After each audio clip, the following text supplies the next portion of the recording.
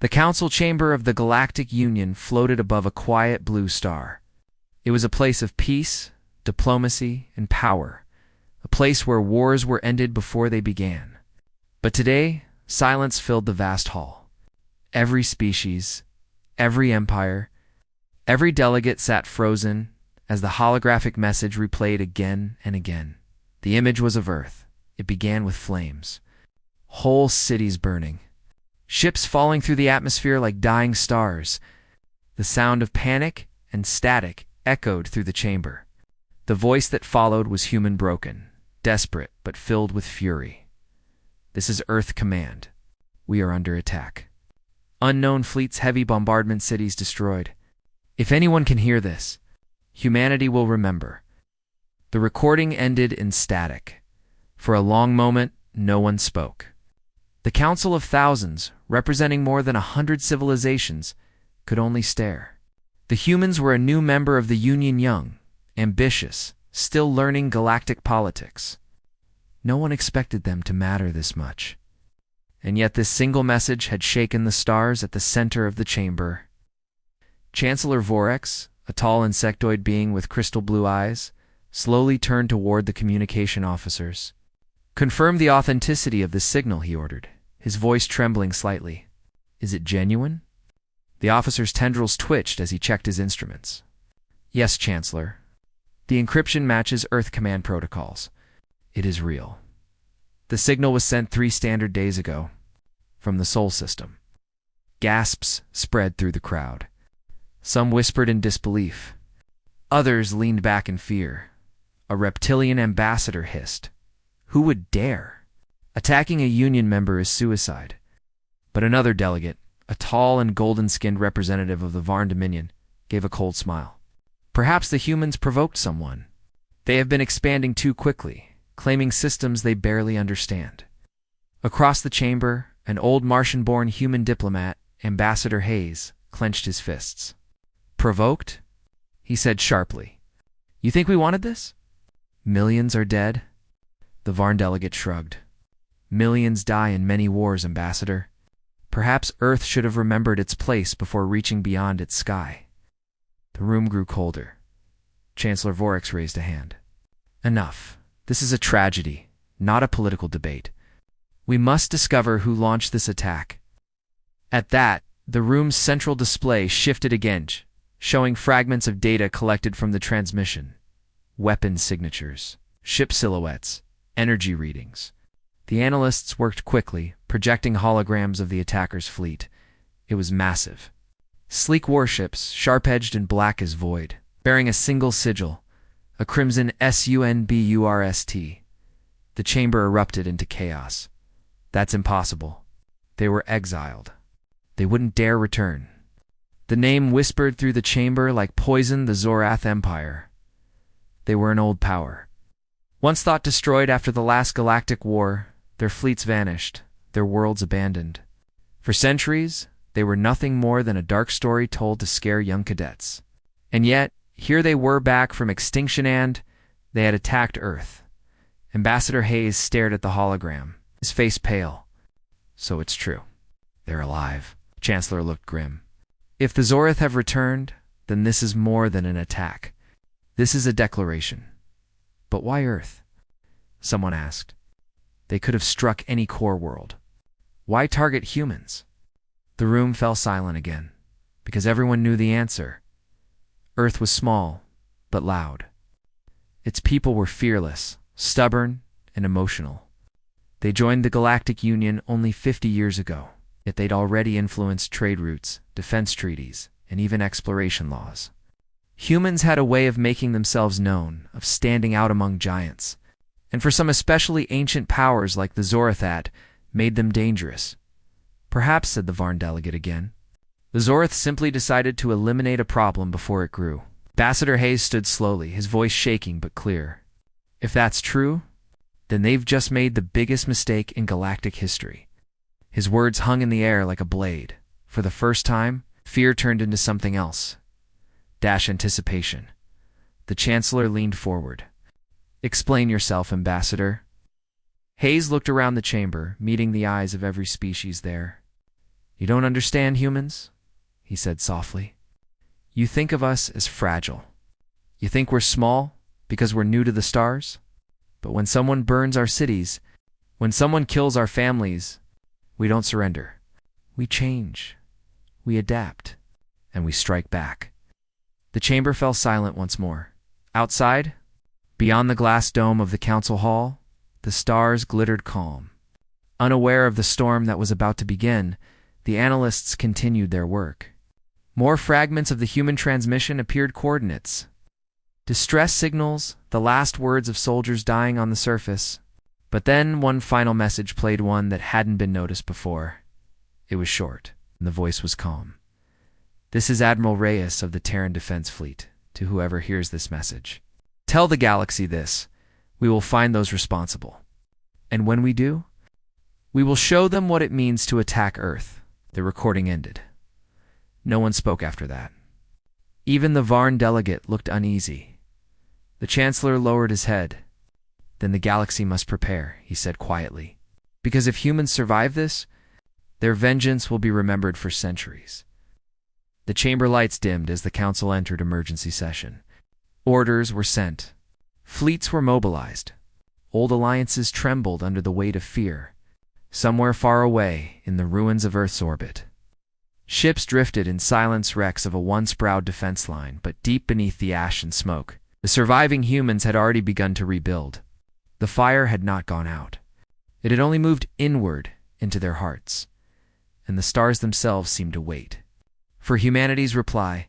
2 weeks after the message reached the council, the great hall of the Galactic Union once again filled with light.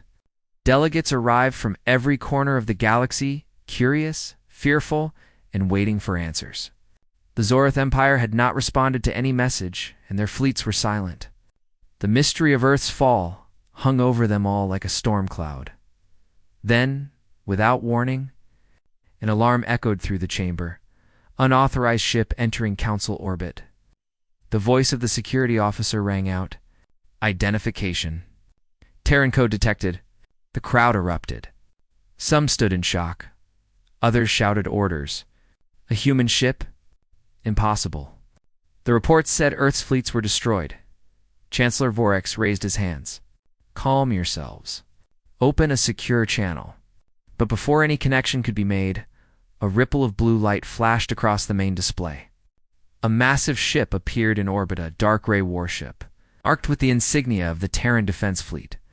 Its hull bore scars of battle, its armor scorched and patched. Yet it moved with steady confidence, as if declaring that humanity still lived. On the bridge of the vessel, Captain Elias Draven stood at the viewport. His face was pale from sleepless nights, his uniform torn in places, but his eyes burned with purpose. Around him, the surviving officers worked silently, their movements sharp and focused. Status? He asked. Orbit stable, sir? Council defenses are targeting us but holding fire. Good, Draven said quietly. Let's show them humanity still has a voice. He turned toward the comm officer. Open transmission. A moment later, his image appeared above the council chamber. The delegates stared in silence as the human captain's hologram flickered to life, tired, wounded but unbroken. This is Captain Elias Draven of the Terran Defense Fleet, he said. To the Galactic Council I bring news and warning. The Chancellor leaned forward. Captain Draven. By the stars, we thought your people dead? Draven interrupted. Not all of us. Earth burns, but humanity endures. The chamber grew quiet again. Even the arrogant Varn delegate from before said nothing this time. Draven continued, his voice low and calm. We've recovered fragments of enemy data. The fleet that attacked Earth was indeed Zorith in design. But there's more. They didn't come to conquer. They came to test. Test. Chancellor Vorex asked. Explain. Draven's hologram flickered as he uploaded files to the Council's network. Holographic maps filled the air battle patterns, fleet trajectories, strange signals. They were probing our defenses, measuring our strength, recording our reactions. They didn't destroy our planet, they targeted specific facilities, key command centers, and then they left. A soft murmur spread among the delegates. Testing humanity, not erasing it, It made no sense. Why would the Zorath do that? A blue-skinned delegate asked. They vanished centuries ago. Draven's expression hardened. Because they've been preparing. And they wanted to know how far the younger races have come. Especially us. The chamber fell into heavy silence. Finally, the Varn delegate smirked, his golden eyes narrowing. So, you come here seeking revenge? You think your wounded species can face them alone? Draven didn't answer immediately. He simply looked at the alien with a faint, cold smile. You misunderstand. I'm not asking for help. The crowd froze. Even the Chancellor looked confused. Then why are you here, Captain? Draven's voice dropped lower, each word cutting through the air like a blade.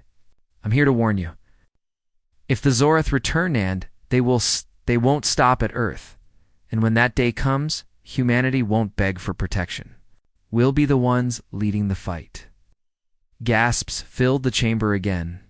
For a brief moment, the hologram flickered behind Draven. A second holographic image appeared, the silhouette of dozens of Terran ships, battered but real. Emerging from hyperspace behind his flagship, the humans had rebuilt a fleet. Somehow, in mere days after their fall, they had returned to the stars. Impossible, whispered someone from the back rows. Chancellor Vorex stood, both impressed and afraid. Captain Draven, if you are correct, then the Council must convene a full military summit. But Draven raised a hand. Do as you must, but humanity won't wait. We've already begun tracking Zorath activity beyond the rim. If you want peace, prepare for war, because we already are. The transmission ended. For a long while, no one moved. The council chamber remained frozen in silence. As the human's message replayed across every display, proof that Earth was not dead, and its people were far from defeated. Outside the chamber, through the great glass dome, the human warship drifted in orbit, its engines glowing faintly against the dark void. Below it, the world of the council glimmered like a jewel, watching, waiting. The galaxy had just learned a truth older than any empire. Humanity might fall, but it never stays down. And somewhere in the endless black between the stars, the Zorath watched and smiled. The council chamber stood quiet as the echoes of Captain Draven's warning faded. For hours after his transmission, the delegates debated behind closed doors. Old alliances were questioned, ancient grudges resurfaced. Some wanted to aid humanity. Others feared provoking the Zorath Empire. Yet, in the middle of the chaos, one truth remained. Earth had survived and was no longer silent. 3 days later, the Great Hall was filled again. This time, the human envoy had arrived in person. The chamber doors slid open with a deep hum, and a group of armored figures stepped inside. Their uniforms were clean but scarred, marked with the insignia of the Terran Defense Fleet. At their head walked Captain Draven, steps firm, his face expressionless. Every alien, I followed him as he walked to the central platform. Whispers filled the air. They came themselves. After all that destruction, foolish or brave? Draven stopped at the center of the hall and looked up at the towering holographic emblem of the Galactic Union above him. His voice, when he spoke, was calm but heavy with restrained anger. Members of the council, he began. I come not as a victim, but as a witness. You've seen the message. You've seen what was done to our world. Now, it's time to name the ones responsible. Chancellor Vorex, seated at the high podium, leaned forward. Captain Draven, we've analyzed your data. The attack patterns match Zorath technology. Yes, but no confirmed sighting of their empire exists for centuries. Are you certain? Draven raised his wrist console, projecting a holographic display in the center of the hall. A red image shimmered into Zorath's ships, descending through Earth's skies. Their engines glowing crimson, their hulls marked with the sunburst emblem. Certain enough, Draven said. And there's more. He swiped his hand through the hologram, shifting to another recording and intercepted transmission in the Zorath language. The translator AI began decoding the static until clear words filled the air. Phase 1 complete. The humans are stronger than predicted. Prepare for Phase 2. The chamber exploded with noise. Delegates shouted in disbelief, some rising from their seats, others pounding the table. Phase 2. What does that mean? They're preparing for another strike. They're testing everyone, not just the humans. Draven waited for the noise to fade before continuing. This wasn't war. This was an experiment. They wanted to see how far humanity has evolved, how fast we respond, how deep our rage runs. The words sent chills through the room. Even the usually smug Varn delegate remained silent. Chancellor Vorex spoke again, his voice softer now. Captain, if this is true, then the Council must take collective action. The Zorith threat endangers every world. Draven's expression hardened. Then prove it. All eyes turned toward him. Prove that the Council still means something. Because when Earth was burning, when our people screamed for help, we called you. We called every allied channel, every Union defense beacon. And do you know what we heard in return? He paused, his voice cold and sharp as a blade. Silence. The silence in the chamber now was deafening. While we fought and died, you debated, Draven continued. While our children were vaporized in orbit, you waited for confirmation. The Zorath didn't just test humanity, they tested you. They wanted to see if the galaxy still had the courage to stand for something. And they got their answer. No one dared to speak. Some delegates lowered their eyes. Others looked ashamed. Finally, the Varn representative rose slowly. You speak boldly for someone representing a broken world. Draven turned to face him. You call it broken. We call it forged. Every time humanity has been struck down, we've risen stronger. You see ruins? I see the beginning of something new. He stepped closer to the podium, his gaze locked on the alien.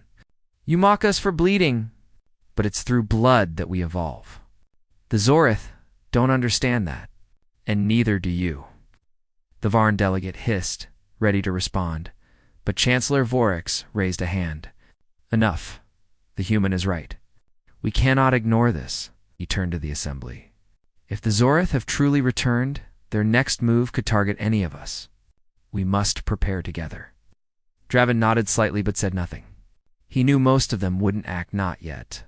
The council was slow, tangled in politics and fear. Humanity couldn't wait for their permission.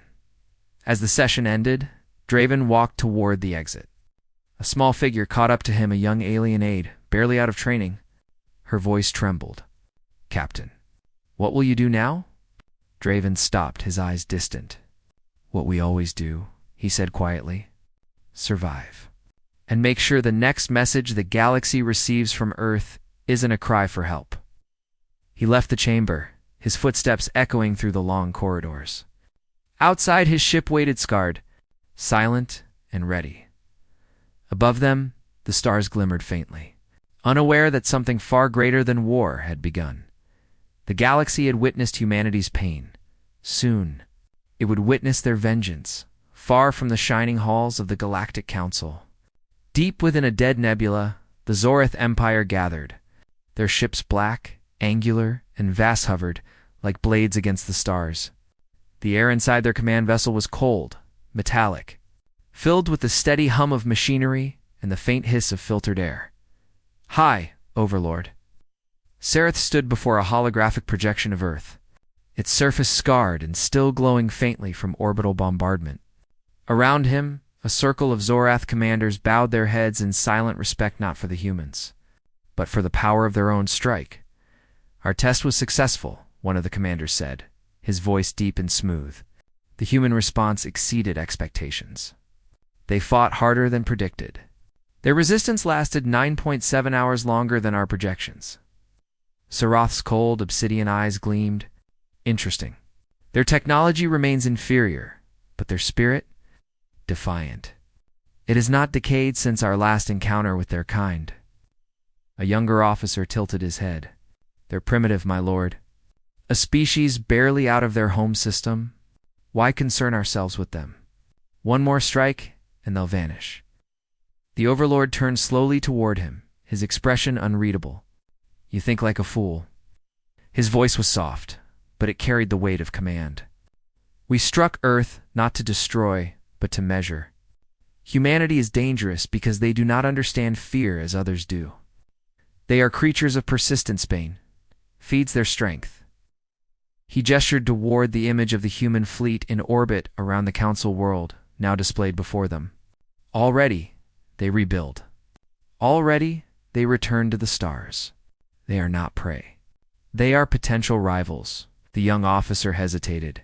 But surely the Council will stop them. Sarath laughed a low, dark sound that sent a chill through the room. The Council? He waved a hand dismissively. The Council will debate until the stars die. Their fear of conflict makes them weak. They will talk, and humans will act. It has always been that way. Another commander stepped forward, his armor etched with crimson markings of rank.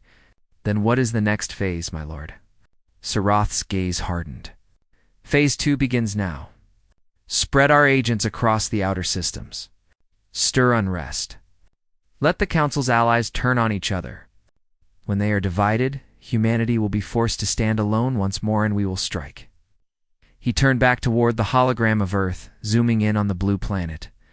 The ruins of major cities glowed like dying embers beneath thick clouds of dust and ash. Yet even through the devastation, lights flickered, human survivors rebuilding, reorganizing, refusing to vanish. A faint smile crossed Sarath's lips. They call themselves Terrans now. They think the stars will protect them. Let them dream. When the time comes, they will wake to a second firestorm, and this time there will be no warning. Back at the Galactic Council, Chancellor Vorex stood before a gathering of senior advisors. Troubled by the latest intelligence reports, the news was grim. Zoroth's signals had been detected on the edge of Council space, but no one could confirm their source. The Council's fleets hesitated, unsure whether to act, and in the midst of their hesitation, Captain Draven's warning replayed through the Chancellor's mind. If you want peace, prepare for war. Those words haunted him. He looked up at the stars beyond the Council chamber's glass dome and wondered if they were already too late. Meanwhile, aboard the Terran warship Resolute, Draven stood on the bridge, watching data feeds scroll across his display. Reports from Earth colonies, distress calls from distant mining stations, all signs pointed to one truth. The Zoroth were moving again. Commander Vale, second in command, approached. Sir, the Council is still refusing military action. They're sending more diplomats. Draven's jaw tightened. Diplomats won't stop what's coming, Vale nodded. Then what do we do? Draven turned toward the viewport, his reflection framed against the dark sea of stars. We prepare. Humanity's history is full of wars we didn't start but finished. This one will be no different. He looked at the stars where the Zoroth fleets hid, unseen but not forgotten. They think they can test us, he said quietly. They'll soon learn the cost of underestimating Earth. The bridge lights dimmed as the Resolute entered hyperspace, heading toward the edge of known space. There, beyond the borders of the Council's comfort, the next chapter of humanity's defiance awaited, and somewhere in the cold void between galaxies, the Zoroth fleet stirred, ready to bring the war they had promised. The balance of power was shifting, for the first time in centuries. The galaxy held its breath. The Terran warship Resolute emerged from hyperspace on the edge of a cold, dying system. Its hull shimmered with the reflection of distant starlight, scarred but proud. Around it, space rippled. One ship became 10, 10 became 50. Within moments, the void was filled with the silent might of the newly rebuilt Terran fleet. Humanity had returned to the stars, not as victims, but as a force. Captain Draven stood at the bridge, staring at the massive projection of the fleet forming up in perfect formation. Frigates, destroyers, and dreadnoughts vessel-carried survivors, engineers, soldiers, and the memories of a burning Earth. Every crew member had lost something in the Zoroth assault. Now, they carried that loss like armor. Commander Vale stepped forward, awe in her voice. They said it would take years to rebuild. Yet here we are, Draven nodded. Humanity doesn't wait for permission. When we were pushed to the edge, we learned how to build from ashes. The fleet's comm channels lit up as reports came in. Engines stable, weapons calibrated, reactor output at 100%, All squadrons ready. Draven gave a quiet command. Transmit to the Council of Feed. Moments later, the Galactic Council chamber was filled with light as the image of the Terran fleet appeared in the sky above them. Thousands of delegates looked up in disbelief as the human armada filled the projection, stretching across the stars like a storm about to break. Chancellor Vorex rose from his seat. By the stars. They built this in weeks. Yes, an aide replied, his voice trembling. And every ship is armed. The human transmission opened. Captain Draven appeared on the central display, calm and steady. Members of the council, he began, you questioned our strength. You questioned if Earth still had a voice.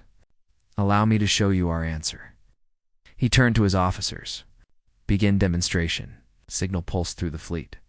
One of the Terran dreadnoughts rotated slowly, its forward cannons glowing with brilliant blue energy.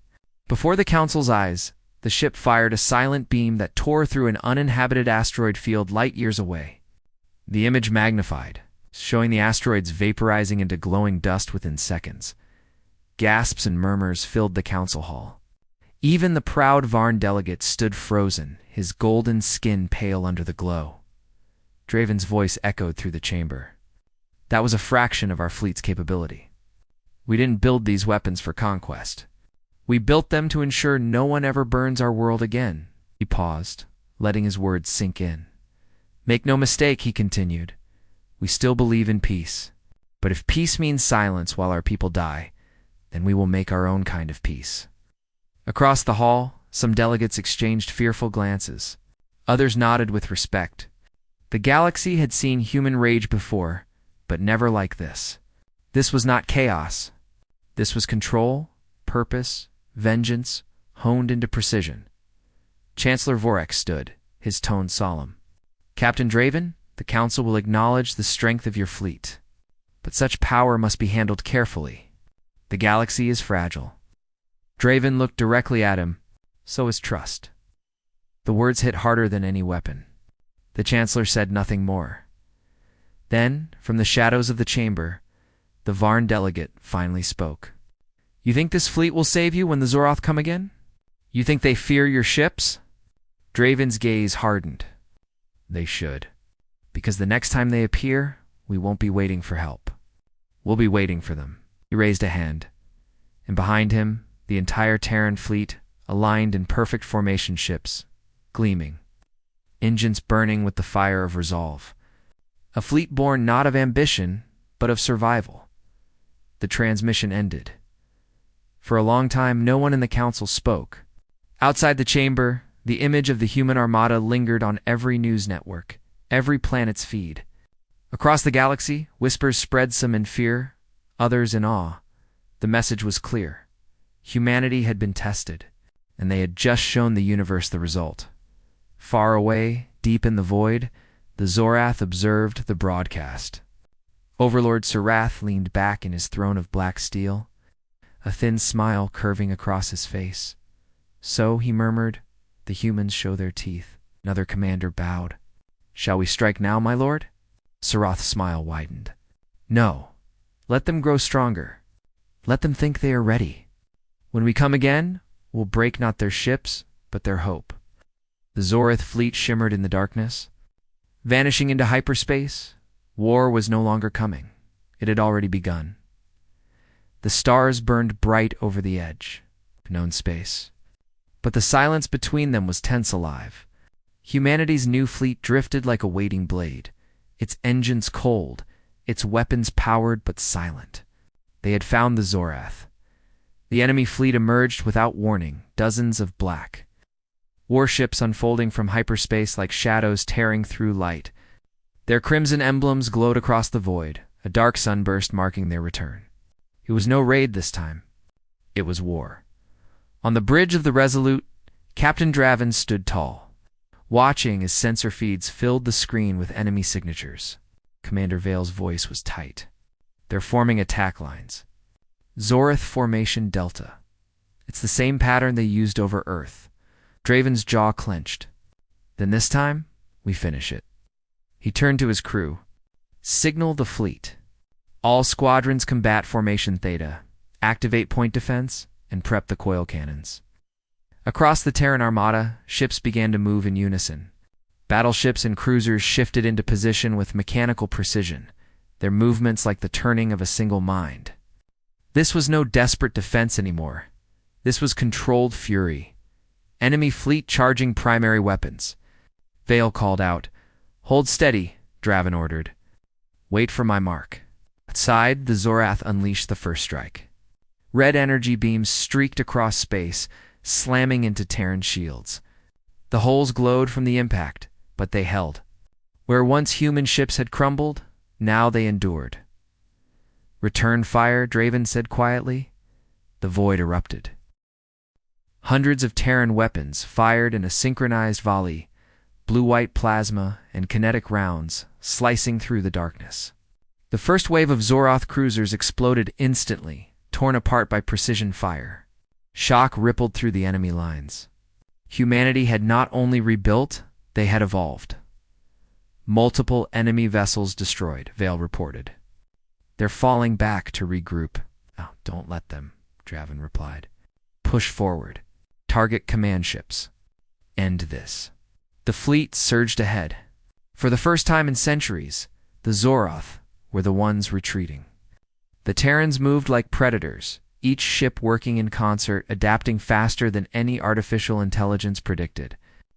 Where alien empires fought with tradition, humanity fought with instinct, and that made them unpredictable. From the command vessel of the Zorath, Overlord Sarath watched in disbelief as his fleet fractured. "Impossible," he hissed. "Their ships should not have this power." One of his officers stammered. "Their weapons, they're evolving mid-battle. They're adapting frequencies, learning from our attacks." Sarath's voice grew cold. "So this is their vengeance." He turned toward his own weapon controls. "Prepare the Singularity Lance." On the Resolute, alarms blared. "Captain." Massive energy spike from the enemy flagship, Vale shouted. Draven's eyes narrowed. "They're trying to end it in one shot." He pointed toward the tactical map. "Redirect all power to forward shields. Line up the Resolute between the Zorath cannon and the fleet." Vale hesitated. "Sir, if they fire, we won't survive." Draven gave a faint, calm smile. "Then we make sure they don't either." The bridge trembled as the Resolute moved into position, facing the Zorath flagship head-on. The two ship symbols of two civilizations now stood alone in the void. The Zorath cannon fired. A blinding beam of crimson energy tore through the dark, cutting across the stars. The Resolute's shields flared, cracking under the impact. Every light on the bridge flickered. Metal groaned. Alarms screamed, shields collapsing. Vale cried. Draven didn't move. "Fire the Novacore." The order unleashed a weapon born of human desperation, a sphere of compressed energy, forged from reactor plasma and quantum stabilizers. It shot from the Resolute's forward cannons, colliding with the Zorath beam mid-flight. The collision was silent, and then the stars themselves seemed to explode. The shockwave tore through space, a silent storm of light and heat that vaporized anything within 100 kilometers. The Resolute spun out of control, its hull breaking apart. But the Zorath flagship was going to annihilate it in a single, blinding instant. The coms filled with static. Then, one by one, voices returned. Enemy command destroyed. Zorath ships retreating. They're falling back. A cheer rippled through the Terran fleet, mixed with exhaustion and disbelief. The Zorath, once the galaxy's most feared empire, were in retreat. Commander Vale looked toward the wreckage of the Resolute, her voice breaking. He did it. Captain Draven did it. Rescue ships moved in, pulling survivors from the broken hull. The captain's chair was empty, its occupant gone with the light of the explosion. Hours later, the Galactic Council received the report. Humanity had faced the Zorath and won. Worlds across the galaxy broadcast the footage, showing Terran ships emerging from the battle, scarred but victorious. In the council chamber, Chancellor Vorek stood before the assembly. His voice trembled with awe. Humanity was tested by the oldest darkness in the stars, and they endured. He looked up at the projection of the Terran fleet. "Let the record show," he said. "Earth was not saved by others. It saved us all." The chamber fell silent as the weight of those words spread. Across the stars, the humans began to rebuild again, not as victims, not as refugees, but as equals among empires. And though Captain Draven's fate was unknown, his last act had already become legend. For the first time in centuries, the galaxy remembered what it meant to fear humanity, and somewhere in the dark, among the shattered ruins of the Zoroth fleet, a faint red light flickered, a reminder that some wars never truly end. The wreckage of battle drifted across the black sea of stars, silent and endless.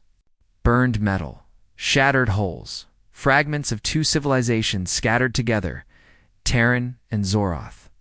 Enemies forever bound by the echoes of one final clash. In the days that followed, the Terran fleet began the slow process of recovery.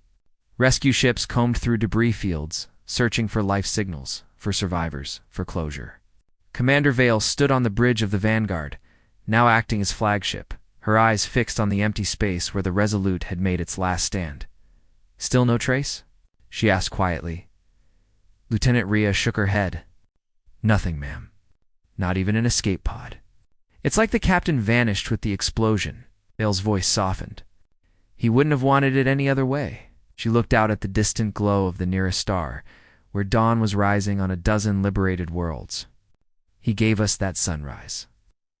Weeks later, a grand assembly was held on Nova Terra, the first meeting of the Galactic Council since the war ended. Thousands of representatives from dozens of species gathered, all to witness the signing of a new treaty.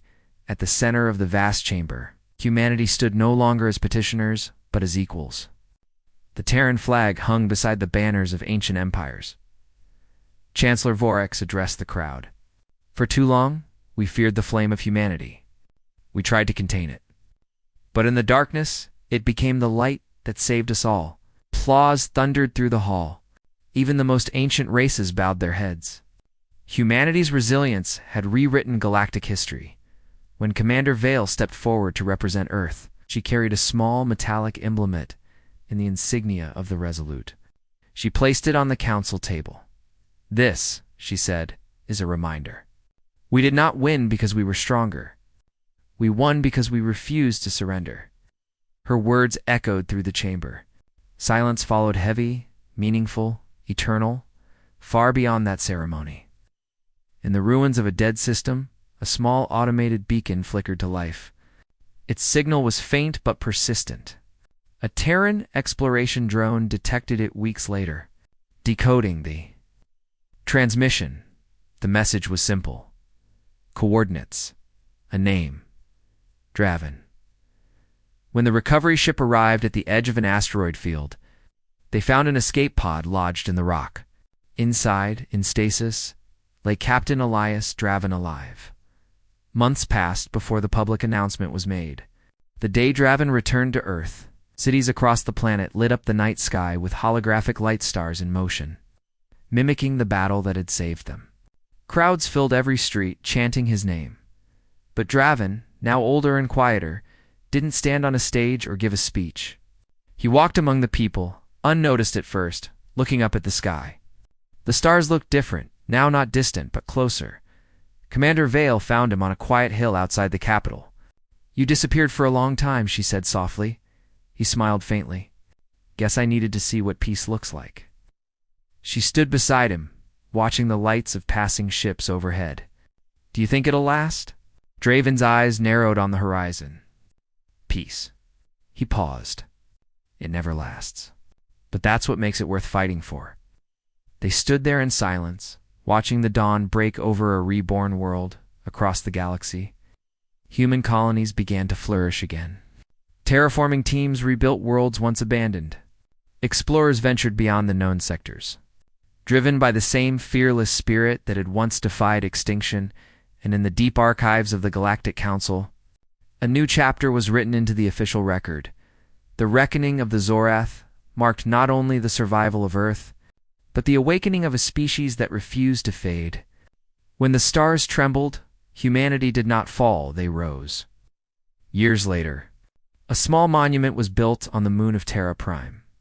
It bore no names, only a single inscription carved into the stone, for all who stood when the stars burned, as the twin suns rose behind it, casting light across the marble surface. One could almost hear the whisper of old engines, the echo of defiance, the quiet heartbeat of a species that had earned its place among the stars.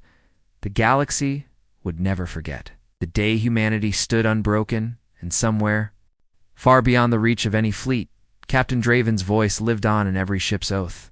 In every explorer's vow, we are the children of Earth, the fire in the dark, and we never stop moving forward.